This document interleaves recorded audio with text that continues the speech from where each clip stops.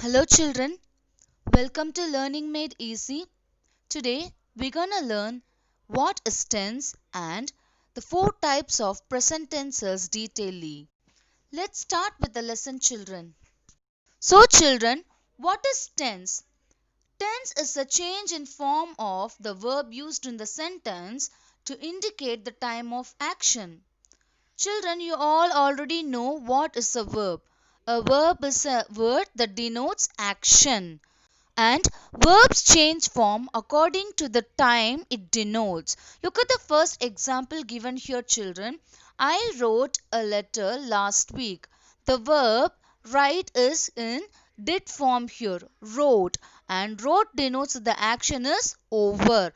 This is called as past tense. Look at the next sentence.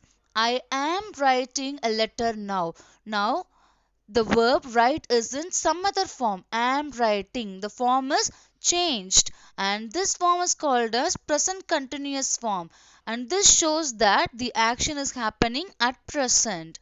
This is how verbs change form to denote the time of the action, and this change of form of verb is called as tense. Basically, time is divided into three tenses: past, present and future. Each of these three have four subdivisions. So, totally we have 12 broad divisions of tenses children. In present tense we have simple present, present continuous, present perfect and present perfect continuous. Likewise, we have simple past, past continuous, past perfect and past perfect continuous in past tense. Likewise, we have simple future, future continuous, future perfect and future perfect continuous in future tense. Today, we're gonna learn the four subdivisions in present tense detailedly: simple present tense, present continuous tense, present perfect tense and present perfect continuous tense. Let's start learning the first division children, simple present tense. Simple present tense is used to denote facts and usual actions. Children, when I say facts, it also includes universal truths which cannot be changed. Look at the examples given here. This jacket costs $85. It means the cost can never be changed and it is a fact. Likewise, you can also say the sun rises in the east. Again, rises is in simple present form and it denotes universal fact. I live in Ecuador. When you say I live in Ecuador, I live in India, it is again a fact. Look at the last example. Pedro watches TV every night. The verb watches is in simple present form. Here, the sentence denotes a usual happening. Likewise, simple present tense can also be used to denote habits, everyday activities, routines and customs. Children, let's learn the verb forms used in simple present tense. Children, we use two verb forms in simple present tense, that is do form and does form. When I say do form, the verb does not change. For example, the verb write can be used as write itself. But in does form, the verb changes. Write becomes writes. With the subjects I, we, you, they, we use do form, which means the verb does not change form. We can use the base form of the verb. Look at the example. I like playing football. You like playing football. They like playing football. We like playing football. We don't add anything with the verb like. However, with the subjects like he, she, it and any other singular subject, the verb changes form. That is, the verb changes into does form. Does form means adding s or es to the verbs used in the sentence. Look at the examples given there. He likes eating fish. She likes eating fish. It likes eating fish. Here we have used the does form of the verb like, that is likes. So children, in simple present tense with he, she, it and any other singular subject, we should use verb in does form. And with I, we, you, they and any other plural subject, we should use the verb in do form. Children, look at the examples given here. I read. We read. This is the positive form. To change these into negative, to form negative sentence, you should use do not with I, we, you, they plural and does not with he, she, it singular. That's what is given here. You do not read. The short form is don't. They don't read. For he, she, it singular, we should use does not, doesn't. He reads, it is positive. And the negative is he does not read. She does not read. The short form is doesn't. She doesn't read.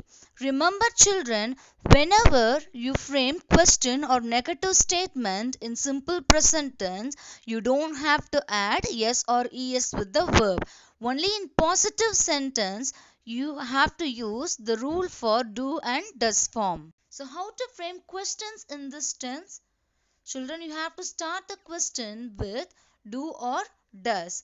For subjects I, we, you, they plural, you should start the question with do. For subjects he, she, it singular, you should start the questions with does.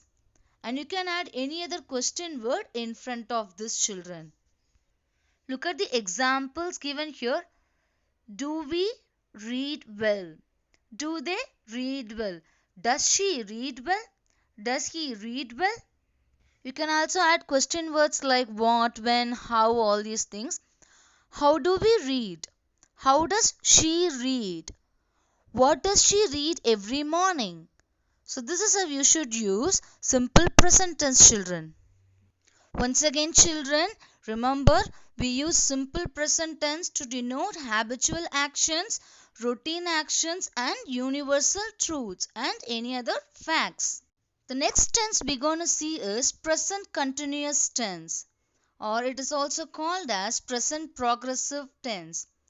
Children, present continuous tense or present progressive is used to express an action which is happening at this moment exactly. It is called as present progressive because it denotes the action which is in progress. Children, this is how we have to form sentences in present continuous tense. We should use be verbs of present and we should use the main verb with ing. Children, do you remember what are be verbs of present? Is, am, are.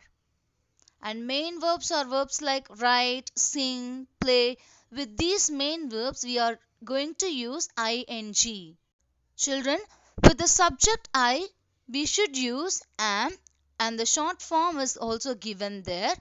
I am drawing. With the main verb draw, I am adding ing. I am drawing a picture. With all the singular subjects, he, she, it or any other singular subject, we should use the be verb is and the main verb should also be added with ing. See the example given here. He is sleeping in the room.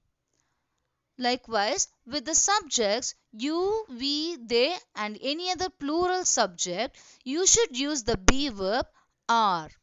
And you should add ing with the main verb. You are watching a film. Children, the short form for am is apostrophe m. Short form for is apostrophe s. And short form for are is apostrophe re. Children, look at some more examples for present continuous form, like how the negative is formed and question is formed. I am speaking. It is a positive statement. And the negative statement should be I am not speaking. You should add not. And to ask question, the subject and the be verb change position. I am writing becomes am I writing? Am I speaking? Likewise, children, you are speaking is a positive statement. To make it negative, you should add not. You are not speaking. To make it as a question, the subject you goes inside and you bring the be verb are in the beginning. Are you speaking? And you can add any other question word here, children. What are you speaking? Why are you speaking? To whom are you speaking? Children, remember, even in negative form or in question form, you have to stick to the rules. For he, she, it singular, you should use is. For I, you should use am. For you, we, they plural, you should use are. And this is how present continuous tense is used, children. The next subdivision in present tense is present perfect tense. Children, in this tense, we're going to use the V3 form of the verb. V3 form is the past participle form. Like give becomes given in V3. Speak becomes spoken in V3. Don't forget this, children. So present perfect tense is used to denote a duration of action from the past until now. Look at the examples given here. He has been a teacher since 2002. Where is the starting point, children? 2002, and it has been a long duration. Till now, she is a teacher. To denote this duration, we use present perfect tense. One more example is also given. I have had a cold for a week. Here, the V3 form of have is had. That's why we have used it like this. I have had. You can use like this, children. Likewise, in the first statement, she has been a teacher. The V3 form for be is been. That's what we have used here. So, in these two sentences, we are denoting an action which has a beginning in somewhere else in past and till now it has happened. To denote this duration, we are using present perfect tense, children. The next usage is to denote event which happened in the past and you're not going to be specific about the time, and it is like sharing your experience. Look at the examples given here. She has been to Paris. Here we are using present perfect to denote that she has the experience of being in Paris and you are not particular about the time. Likewise, look at the next example. I have seen that movie. Again, here also it is like an experience. You're sharing an experience and which is over, but you're not particular about the time. For such things, you can use present perfect tense. I have read this book. Children, to denote repeated actions in the past until now. Remember, repeated actions in the past and even now it is repeating often. To denote that, you can use present perfect tense. Look at the examples given here. We have had 4 exams so far this semester. Here you are speaking about the repetition of the examination in the past and until now. Look at the next example. I have been to this restaurant many times since I moved next door. Again, your children, you are speaking about some action which is repeated from the past until now. Here also it looks somewhat like sharing your experience, children. Likewise, children, to denote the change that has happened about something over time can also be denoted by this tense. Look at the examples given here. Your English has improved since the last time we met. So the meaning is there is a change in your English or the way you speak English over time. To denote such changes, you can use present perfect tense. The next example is my niece has grown a lot in the past year. So over the year she has grown. Over the year there is a change. So to denote this also we have used present perfect tense. At last, to denote actions which are not over but you know that it will get over soon. You are expecting that to get over. To denote such actions also you can use present perfect tense. Look at the examples given here. She hasn't finished her homework. So this sentence is also in present perfect. You know that she hasn't completed her homework, but you know that she will complete, or you are expecting her to complete it. To denote that, you are going to use present perfect tense. And look at the next sentence. They still haven't arrived, which means you know that they will arrive at any minute, or you are expecting them to arrive, but still the action is not over. To denote this, we are using present perfect tense. They still haven't arrived. So how to frame sentences in present perfect? You should use have or has according to the subject we use, and with that, as I told you earlier, we should use the V3 form of the verb. V3 form, past participle form, like sleep becomes slept, give becomes given, speak becomes spoken. And children, remember, with he, she, it singular, you should use has and V3. With I, we, you, they plural, we should use have plus V3. Look at the examples, children. I have decided. They have finished. You have decided. We have lost. It's wrong to say we has lost or you has lost. So with I, we, you, they and plural subjects you should use have. Likewise with he, she, it and singular subjects you should use has. She has gone. Radha has gone. It has come. He has chosen. This is how we should use present perfect tense, children.